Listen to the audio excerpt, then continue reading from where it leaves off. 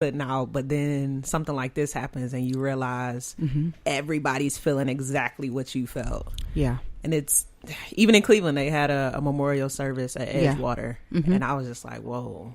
Yeah. And they're having them all over the world. Yeah. All over. And it's impacting people like me that didn't know his music, didn't know his name. I mean, so, and it's having a positive impact that's making me research who this guy was. What was he about? What is he doing? Why would anybody want to kill anybody is a question. Yeah. But when you find out what this guy was really about, why kill that guy? Right. Big question mark on that one. Yeah. Yeah. So, yeah, the energy is just different. It really is. You know, I was talking to my brother, my son who lives in LA, and he said, now I know what Uncle Tay was, how he felt when Tupac died. My brother cried for months when Tupac died. And he said, it's basically the same thing out here. Like, everybody is just like walking zombies. They really can't believe it. So what do we know about Ermias Askedom, and I'm hoping I'm saying his name right. Forgive us. Also known as Nipsey Hussle. We know he was 33 years old. He was a Grammy-nominated rapper. Came up in a very tough neighborhood in Slauson. Yeah, I think everybody knows that LA is tough. Yeah. Different. A lot of gangs. And I believe he was in the Crip. Yeah. A lot of people don't know, but the Crips didn't initially start out as a violent gang or anything like that. It was an acronym for Community, Revolution, and Progress. Along with the Bloods, who the acronym for them was Brotherly Love, Overcome, Overrides, and Destruction. So these were community groups before it turned into what we know as the Bloods and Crips now. This is rough. I'm sorry, y'all. It's like it's really emotional because you start thinking about all the young black men and women, and not just in LA, just all over the world, who are being gunned down, whether it's at, black on black crime, white on black crime, and it's just so sad. But because of the kind of man this was with regard to his views of life and his views of enhancing individuals, the community, or the family, the community, and taking it beyond what we see on the surface, his death in some very real ways was inspiring, because we were all able to see this dude did something by the age of 33 that many of us at 40 something, 50 something, 60 something have not even come close to. Yeah. So in his death, he's given us a lot of inspiration and a lot of reason to question the things that we're doing today. Like right now, what are you doing right now that's having the kind of impact that this dude lived his entire life for? So not knowing him, but I knew somebody that was like that in the way where at his age, he had completed everything. So this guy dies at a very significant time in his life where he's made all these wonderful contributions to mankind and doing it from a selfless perspective and way. Where he's died at 33. I know somebody that died at 33. Can I get a amen? Well, yeah. Right? Yeah, so definitely. I'm just saying that he was that, but he did happen to bring to mind, for those of us who think that way, there's something for us to be doing. And what is your purpose? What are you doing to make a difference? Yeah. Definitely. I think, though, that he was such a profound voice in his community. I think the struggle now is trying to find that break in the glass to celebrate him while you're mourning him. You know what I'm saying? Right. And I think that's the hardest part. But that is a celebration. It is, but for people like you and I who have a different frame of thought about life and purpose in life. A lot of people don't carry those same beliefs about I don't that. care if you do or don't. Listen, Yeah. the dude wrote a book talking about I'm not a book, but his album was what? What's the title of it? Victory Lap, right? Yeah. The Victory Lap is not without there being a baton passed. Yeah. So somebody, I don't care who you are, what you somebody believe else's in, turn. it's time. Yeah. On It's time. every level, in every state, every city, we all have now been called to the carpet. What are we going to do? Yeah. It just sucks that it took this to Right. bring forth so much enlightenment. Like, this man's been spitting knowledge since his very first mixtape. Was 2002? Was Yeah. it 2002? And I mean, I didn't really start listening to him until the Crenshaw mixtape. If y'all, it's a little explicit for some of y'all, some of our saints out there, but you could get the clean version. And I mean, the words that he speaks is just knowledge across the board. And I hate that it had to be him leaving this earth or his spirit transferring in order for us to truly get what he was trying to give us. Yeah. I know a lot of young guys that listen to him, and I hope his words resonate with them, like, and really they apply it to their daily lives, man. So when you're talking about that, one person, somebody on Instagram said, dear rappers, something about changing the music, changing the lyrics of their music, the tone of their music. And I think the music that's going out today, It's trash. it's trash. And we need to change the narrative, because the message is, you know, we're calling women bitches and whores, and we're talking about shooting up people who how do they say it? Come up on my squad and blah blah. You know, it's always killing somebody. Yeah. Blah, blah. Yeah, it's always sound that. effects now. And I think it's time, if we're really going to take his lead or pick up the baton, that we need to change the narrative of what our community hears. To a degree, yeah. I feel like some of the words, some of the language that we use, I feel like our youth don't understand unless we use it, if that makes sense. There's a You know what I'm different saying? language. There's a Like- different language. But like Go you ahead. said, the content may need to change, and it's slowly growing.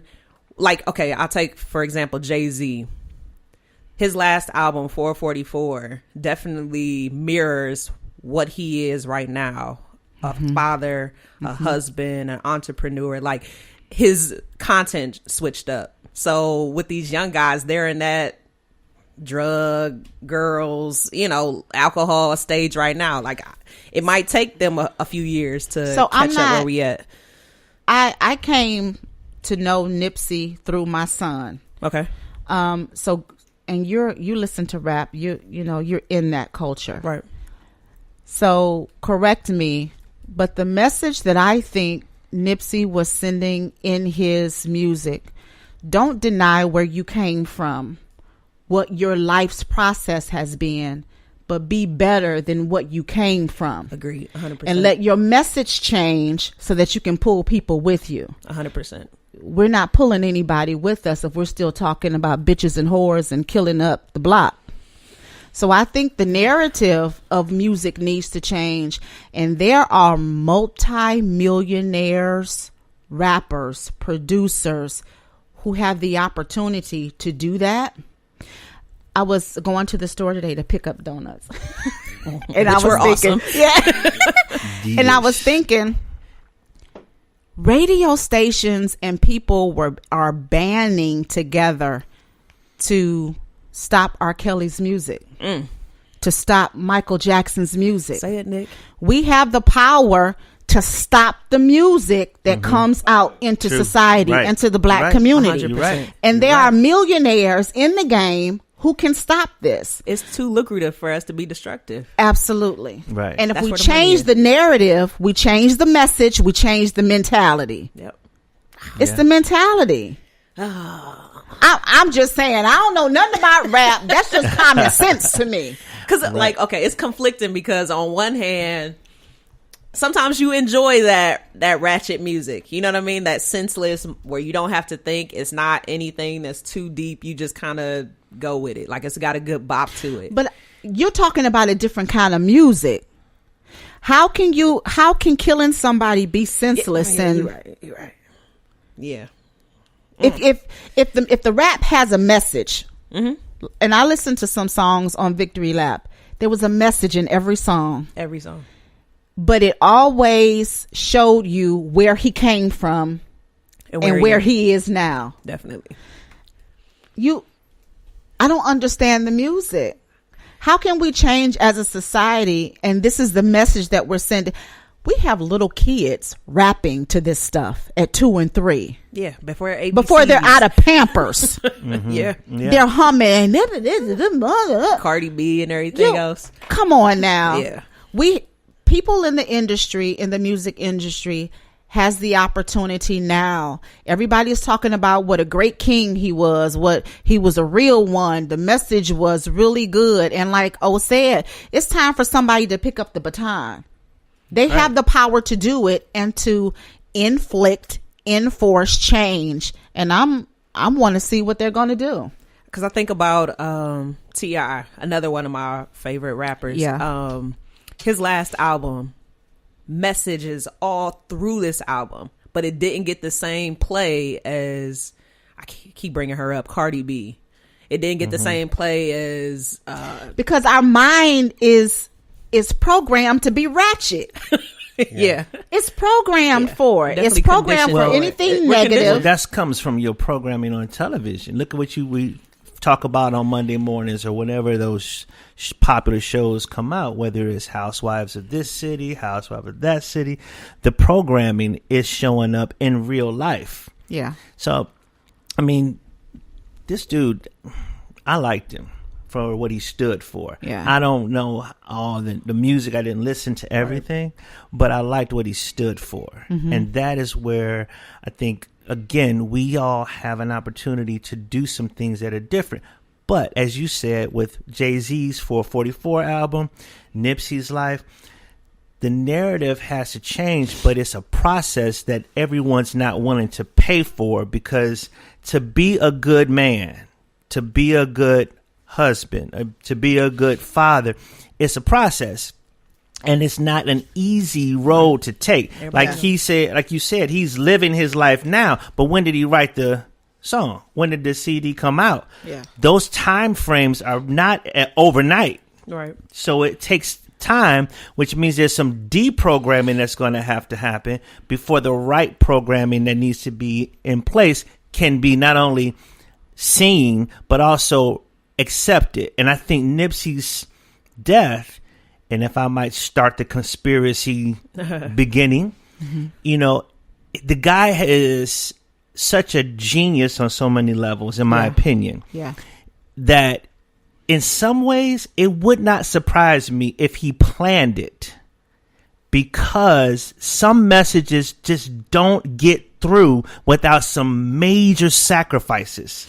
And I know that might be against some people's opinion. What do you mean planned? Planned it. Listen, this dude was such a thinker.